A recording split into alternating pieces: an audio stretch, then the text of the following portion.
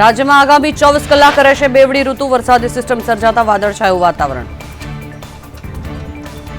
જમ્મુ અને કાશ્મીરના પહાડો પર હિમવર્ષા. પૂંછમાં ભૂસ્ખલનને કારણે રોડ બંધ. રાહુલ ગાંધી 29 એપ્રિલે પાટણમાં ગજવશે સભા. પાટણના પ્રગતિ મેદાનમાં સભાનું આયોજન.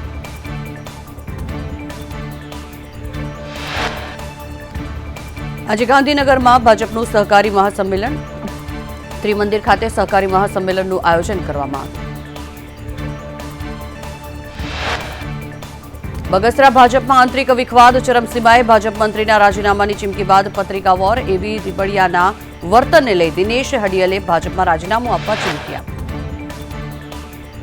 ભાજપના વધુ એક નેતાના નિવેદનથી રોષ. તાલાલાના ધારાસભ્ય ભગાભાઈ બારડે ધાણેજ ગામે જાહેર સભામાં કર્યો બફાટ. કહ્યું, આહિર સમાજના મતથી ધારાસભ્ય નથી બન્યો.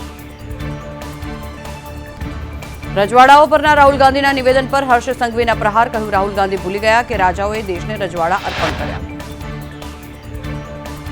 કસાબને ફાંસીની સજા અપાવનાર ઉજ્જવલ નિકમ ભાજપ ઉમેદવાર. મહારાષ્ટ્રના જલગાંવમાં પ્રસિદ્ધ વકીલને પ્રતિષ્ઠિત બેઠક પર બ્રેક મળ્યો.